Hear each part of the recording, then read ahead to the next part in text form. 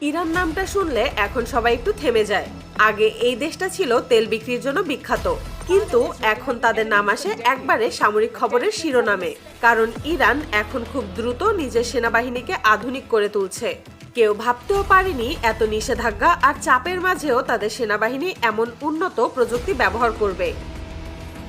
Iran একা এটা করছে না, তাদের সঙ্গে আছে চীন, রাশিয়া আর উত্তর কোরিয়া।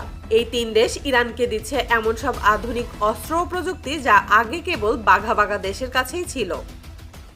বিশ্বের সব থেকে গোপন অস্ত্রের মধ্যে পড়ে লেজার ওয়েপন। চীনের তৈরি লেজার ওয়েপন এমন একটা সিস্টেম যা বন্দুক বা রকেটের মতো শব্দ করে না, বরং একবারে নীরবে শত্রুর ড্রোন বা সেন্সরকে পুড়িয়ে দিতে পারে।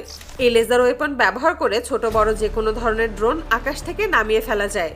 চীনের ভাষ্যমতে এই লেজার এতটাই শক্তিশালী যে এটা যে কোনো ধরনের ফাইটার জেটকেও মাটিতে নামিয়ে আনতে পারে। এতে কোনো শব্দ হয় না, কোনো ধোঁয়া দেখা যায় না, শুধু ড্রোনটা হঠাৎ আকাশ থেকে নিচে পড়ে যায়।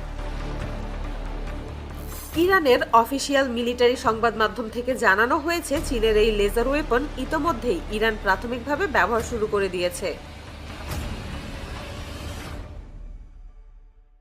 চীন এই রোবট কুকুর বানিয়েছে সেনাবাহিনীর জন্য। এগুলোর মাথায় বা পিঠে ক্যামেরা, সেন্সর, এমনকি ছোট অস্ত্র বসানো যায়। 2023 সালে চীনের সেনা মহড়ায় প্রথম এই কুকুরগুলোকে দেখা গিয়েছিল। এই রোবট কুকুরগুলো সামনের দিকে দৌড়ে যাচ্ছে, পেছনে সেনারা এগোচ্ছে। তখন থেকেই ইরানও এই প্রযুক্তি নিতে আগ্রহী হয়। সম্প্রতি বেশ কয়েকটা চুক্তির পর ইরান এই মিলিটারি রোবট কুকুর হাতে পেয়েছে। ইরান এখন পরীক্ষামূলকভাবে কিছু রোবট ডগ ব্যবহার করছে তাদের সীমান্তে। এগুলো পাহাড়ি জায়গায় বা মরুভূমিতে গিয়ে নজরদারি করে, বিপজ্জনক জায়গায় ঢুকে ভিডিও পাঠায়। রাশিয়ার একটা বিখ্যাত বিমান আছে V-22। এটা পৃথিবীর একমাত্র বিমান যেটা হেলিকপ্টারের মতো সরাসরি উপরে উঠতে পারে, আবার নামতেও পারে। এর গতি প্রতি ঘন্টায় 900 কিলোমিটারের কাছাকাছি। মূলত এটাকে ব্যবহার করা হয় যুদ্ধক্ষেত্রে ভারী সরঞ্জাম ও সৈন্যদের এক জায়গা থেকে অন্য জায়গায় নিয়ে যাওয়ার জন্য।